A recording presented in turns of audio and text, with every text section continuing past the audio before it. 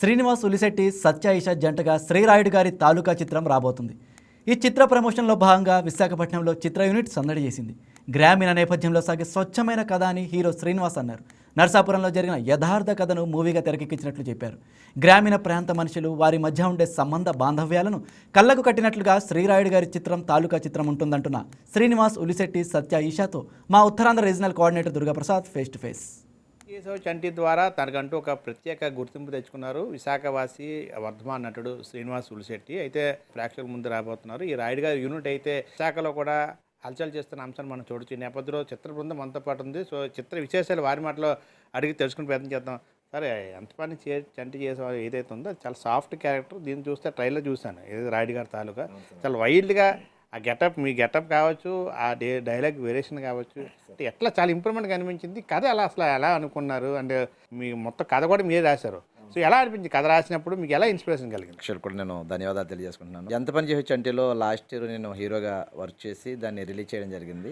6వ తారీఖుని ఏపీ తెలంగాణలో రాయుడు గారి తాలూకు మూవీ రిలీజ్ కాబోతుంది. అసలు ఎంత పని చేయొచ్చు అంటేకి దీనికి క్వైట్ ఆపోజిట్ ఉంటుంది. అది ఎందుకు అంటే యాక్చువల్గా అంటే ఆ కథ అలాంటిదండి. అది ఎంత పని చేయొచ్చు అంటే అనేది ఆ కథలో నా యాక్టింగ్ ఎంత ఉండాలో దానికి తగ్గట్టే దాన్ని ఉంటుంది. కానీ తర్వాత నేను కొన్ని కథలు విన్నాను, ఒక డైరెక్టర్ ద్వారా కొన్ని కథలు విన్నాను. కథలు విన్న తర్వాత చాలామంది కథలు చెప్తే అది నా బాడీ లాంగ్వేజ్ సెట్ కాదేమని అనుకున్నాను. తర్వాత అంటే ఒక గ్రామీణ నేపథ్యంలో ఉన్నటువంటి వెస్ట్ గోదావరి నరసాపురంలో పుట్టినటువంటి ఈ కథని వేళ విశాఖపట్నం వరకు ట్రావెల్ చేసి ఈ సినిమాని ఇక్కడ విశాఖపట్నంలో కంప్లీట్ చేయడం జరిగింది.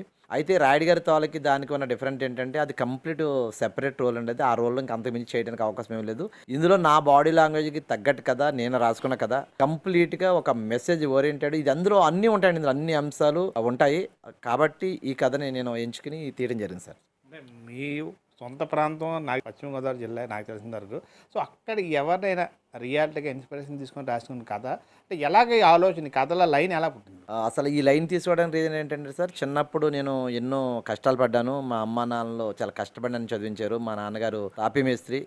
ఆ తాపీ మేస్త్రి ఉండగా మేము ఎదుర్కొన్నటువంటి కొన్ని ఒడిదుడుకులు, అంటే సినిమా మొత్తం నా బయోపిక్ కాదండి, నా బయోపిక్ సంబంధం లేదు. ఇది అదే నాకు ఆపోజిట్లోనే కథ కూడా నడుస్తుంటుంది. కానీ ఆ పాయింట్ అనేది ఒక పెయిన్ఫుల్, అంటే ఒక 1980, 90 సంవత్సర కాలంలో అప్పటి వాళ్ళు ఎలా ఉండేవారు, ఎన్ని ఇబ్బందులు పడేవారు. నేను చాలా కథలు చదవడం ద్వారా, కొన్ని నేను కాలేజీలో చదువుతున్న రోజుల్లో పెద్దలు చెప్పడం ద్వారా, మా లెక్చరర్ చెప్పడం ద్వారా ఇప్పుడు ఉన్నటువంటి పరిస్థితులు దాన్ని ఇప్పుడున్నటువంటి ట్రెండింగ్కి అనువదిస్తూ దానికి కనెక్టింగ్ చేస్తూ ఈ కథని రాయటం జరిగింది సార్. ఇదంటే వాస్తవంగా ఇది బయోపిక్ ఎవరిదే కాదు, తెలుసుండి గ్రామీణ ప్రాంతాల్లో పుట్టి పెరిగిన ప్రతి ఒక్కరూ బయోపిక్గానే దీన్ని చూస్తారని నేను నమ్ముతున్నాను. జరుగుతున్న పరిస్థితులు కావచ్చు, కొన్ని కులంతర వివాహాల్లో కావచ్చు, కొన్ని క్యాస్ట్ బేసిస్ కావచ్చు, కొన్ని పాలిటిక్స్ కావచ్చు, కొన్ని చూస్తూ వచ్చాం మనం. కులాన్నో ఒక ప్రాంతాన్నో లేదంటే ఒక రాజకీయాన్ని ఎక్కడా కూడా కించపరచుకొని చాలా చక్కగా మూవీ తీసాము. మీరు ఏదైతే ట్రైలర్ చూసారో అది వేళ యూట్యూబ్లో 7 లక్షల పైగా లైకులతోటి చాలా దూసుకుపోతుంది.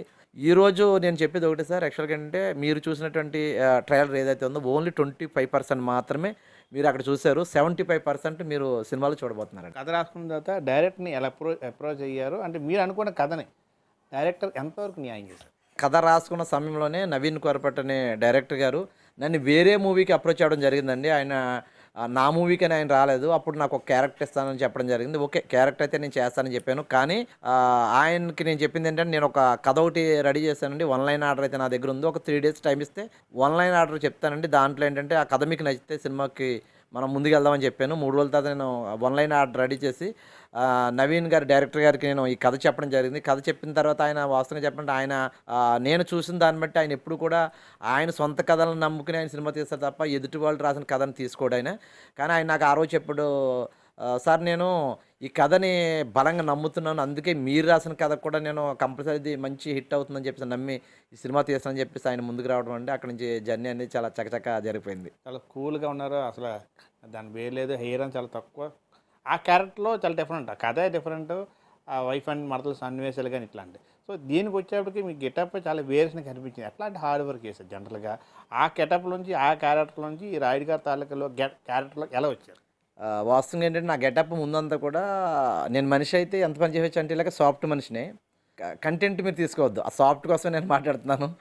అయితే తర్వాత ఏంటంటే ఈ కథ రాసేటప్పుడే నేను ఊహించుకున్నాను, అంటే రాయుడు అనే క్యారెక్టర్ ఎట్లా ఉండాలి, ఆయన బాడీ లాంగ్వేజ్ ఎట్లా ఉండాలి, హెయిర్ ఎట్లా ఉండాలి, డ్రెస్ సెన్స్ ఎట్లా ఉండాలి, తన చుట్టూ ఉన్న ఆర్టిస్టులు డ్రెస్ సెన్స్ ఎట్లా ఉంది అంతా ఊహించుకుని కథ రాశాను కాబట్టి నేను కథ రాసిన దగ్గర నుంచి నేను హెయిర్ అన్ని తీయటం మానేశాను. ఇది కొంచెం కష్టంతో కూడుకున్న పని కావచ్చు, మిత్రులు కావచ్చు, ఈ లుక్కే మీకు బాగుంది, ఈ లుక్ని మెయింటైన్ చేయండి అన్నారు.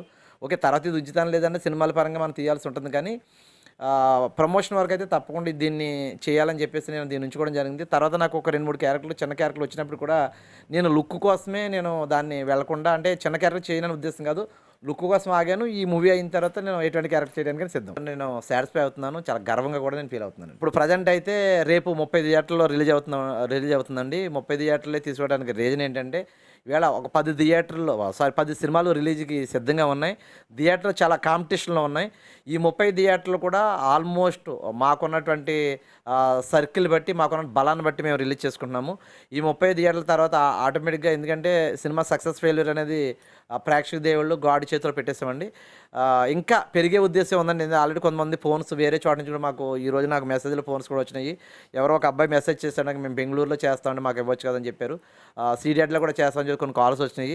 దాన్ని బట్టి ఇంకా పెంచే అవకాశం కూడా ఉంది సార్. మొత్తానికి ఏదైతే రాయుడు గారి తాలూకా చిత్రం నుండి అయితే విశాఖలో ప్రమోషన్ జోరు పెంచిందని చెప్తూ నరసాపురంలో ప్రారంభమైన ఈ ప్రమోషన్స్ ఇప్పుడు విశాఖ చేరుకున్నాయి. అండ్ మార్చి 6న చాలా చిత్రాలు రిలీజ్కి కాబోతున్న తరుణంలో కూడా చిత్రం మీద కంటెంట్ మీద ఉన్న నమ్మకంతో ఖచ్చితంగా అదే రోజు వరల్డ్ వైడ్ రిలీజ్ కూడా సన్నాహాలు చేస్తారు. ఈ నేపథ్యంలో విశాఖలో కూడా ప్రమోషన్ జోరు అందుకునే ఖచ్చితంగా ఈ కంటెంట్ తెలుగు ప్రేక్షకులకు ఆకట్టుకునే విధంగా ఉండిపోతుంది కాబట్టి ఆ గెటప్ కానీ ఆ డైలాగ్ వేరియేషన్ కానీ చాలా ప్రాక్టికల్గా ట్రైలర్ ద్వారా చూపించడం. ఖచ్చితంగా ట్రైలర్ అనేది 20% ఉండబోతుంది, కానీ ఖచ్చితంగా సినిమా చూసిన ప్రేక్షకులు అయితే ఖచ్చితంగా మంచి అనుభూతికి లోనవుతారు. ఖచ్చితంగా మంచి సినిమాని అందించారు, ఖచ్చితంగా మంచి సినిమా చూసామని చెప్పి భావన కూడా ఆ ప్రేక్షకులకు కలిగే అవకాశాలు ఎక్కువగా ఉన్నట్టు కూడా కనిపిస్తూ ఉంది. వీడియో జర్నలిస్ట్ కిషోర్తో Durgaprasad, VK news, Visakhapatnam. Please subscribe to YK TV Network. Please subscribe to YK TV. Please watch YK News.